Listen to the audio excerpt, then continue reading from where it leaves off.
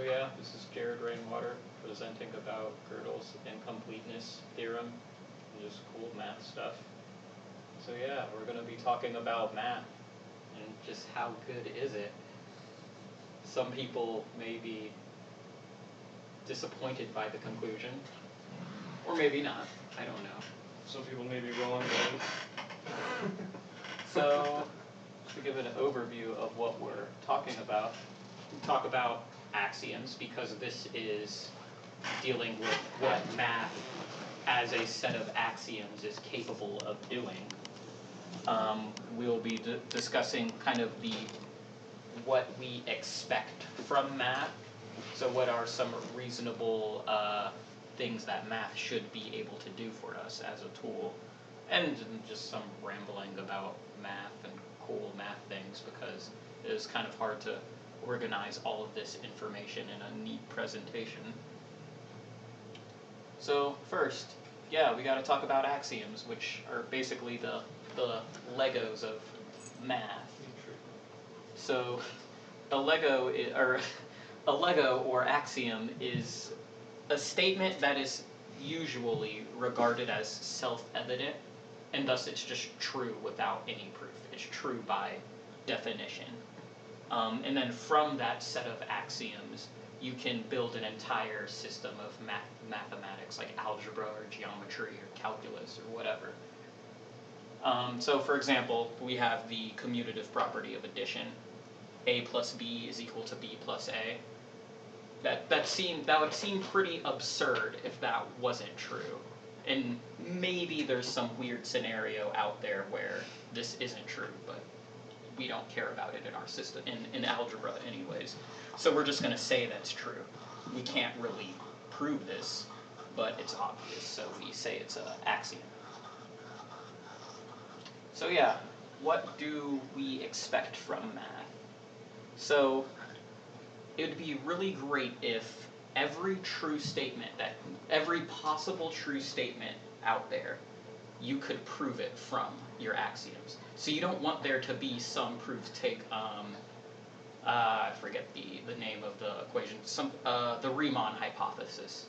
We haven't proved it to be true or false yet. But we would hope that we could come up with a set of axioms that can actually get to the either truth or falseness of that. We don't want it to be stranded out on an island that we can't reach. But the thing is, we want to prove that math can do that. So we're kind of proving something about math, and we have to do that mathematically. It's kind of weird. Well, I guess you could say prove it logically.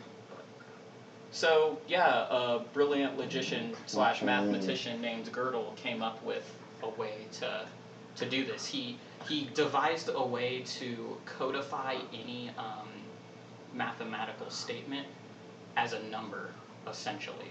So think of it as like a hashing algorithm. You give it a mathematical statement, it gives you a unique number, and it will work for every mathematical statement. It also has the property that you can check if a statement is true. So you can run some operation on this number to determine if it's true or false, provided you have the axioms to do this. So given this tool, Gödel gives us a challenge. True or false, this statement cannot be proven for the axioms. Does anybody want to take a guess? Or prove it, one way or the other? or say it's not mathematically sound concept. Well, it is a mathematical statement. It is a statement with a truth value. So it's a paradox, isn't it? I mean, we don't know that yet.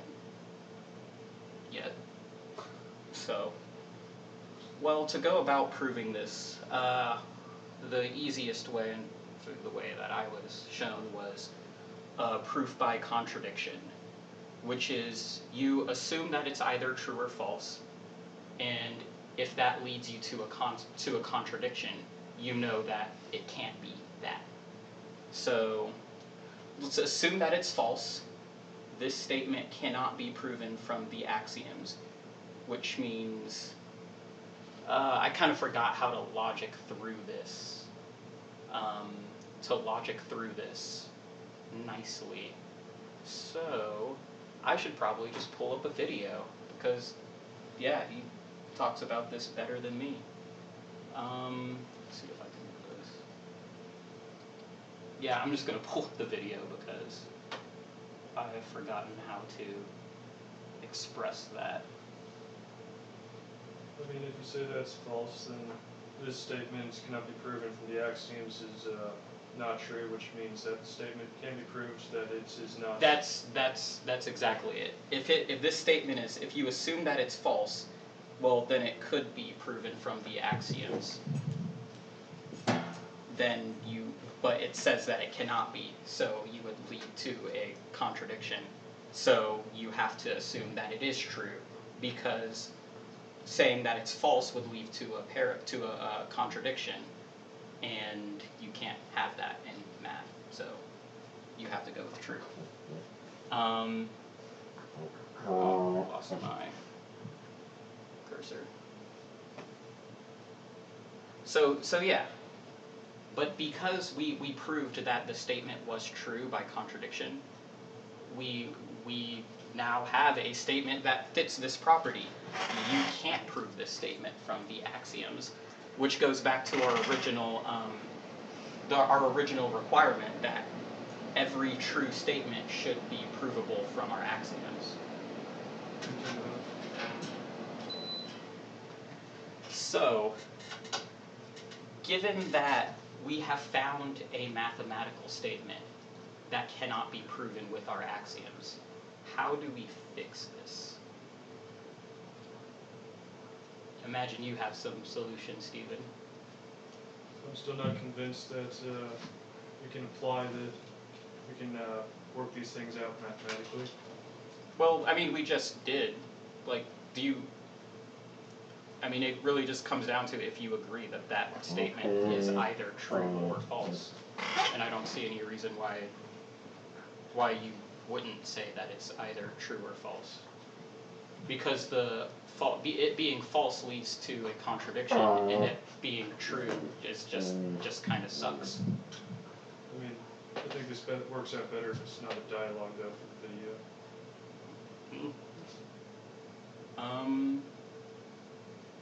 So where was it? So yeah, well, as it stands, we have a statement that is true, but we can't actually prove it with our axioms. So one thing you might do is just include it in your axioms, and then that problem goes away. But it doesn't really, because you could essentially come up with the same statement phrased a different way. Like, this statement also cannot be proven from the axioms, and you can get yourself into some sort of infinite regress. But then you might say, well, maybe that's just one silly little game you can play with this fairly meaningless statement.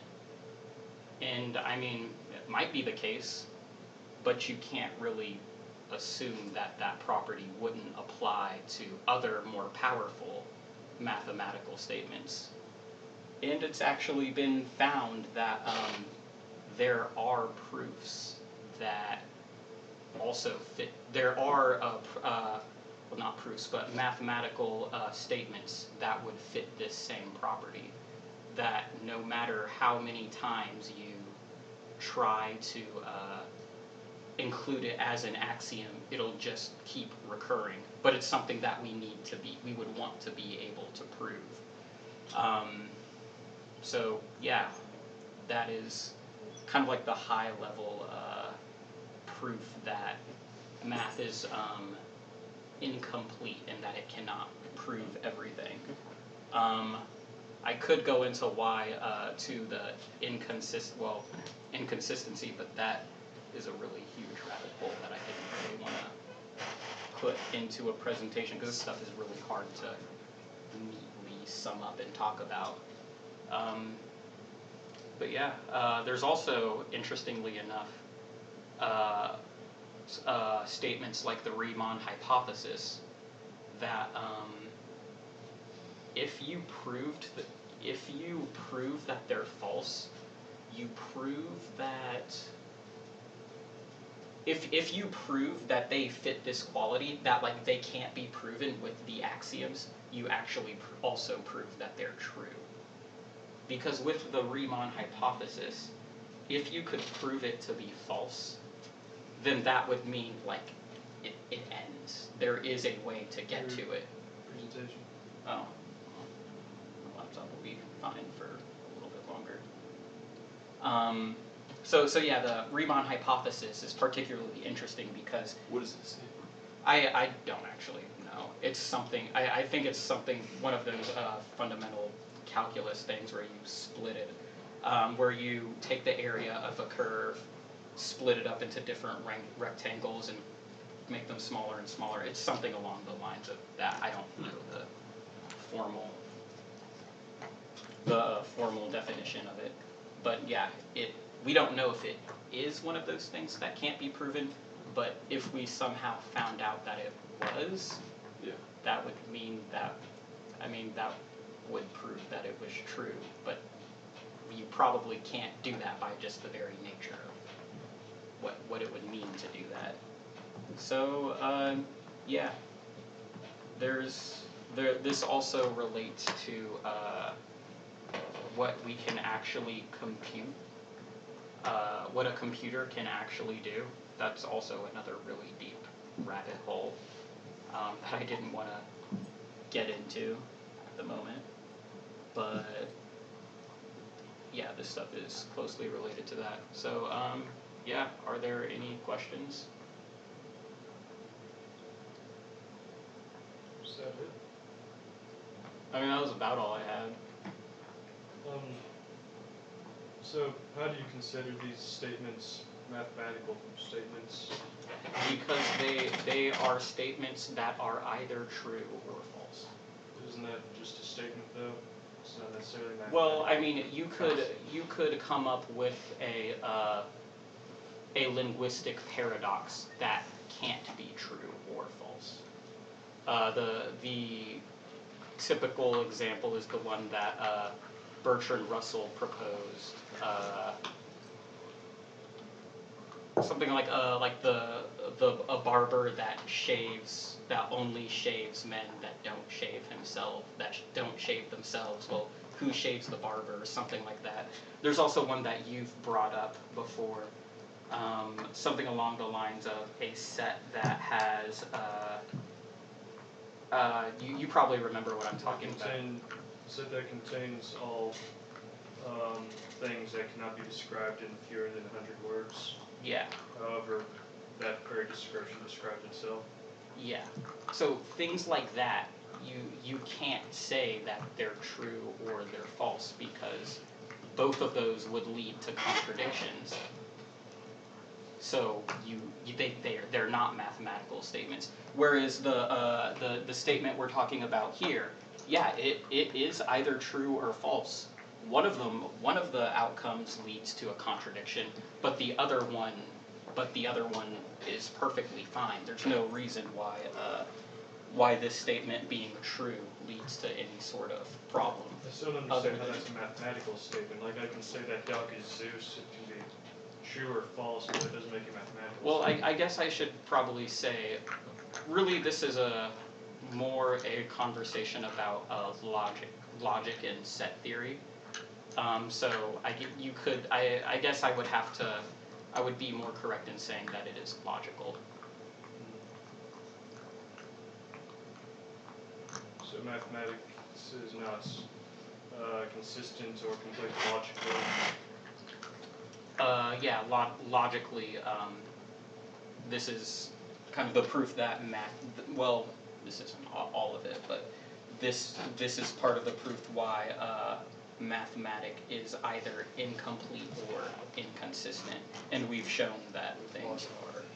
We've shown that it kind of has to be incomplete using like these sort of things, and like I said, we found things we found other like particular equations that we would like to prove that fit into the same kind of category, we can't get to them.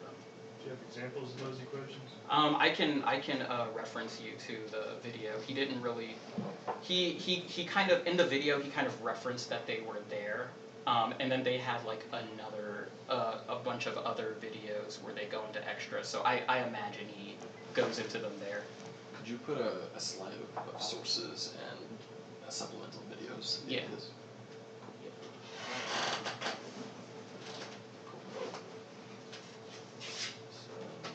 Sweet. So yeah, any other questions?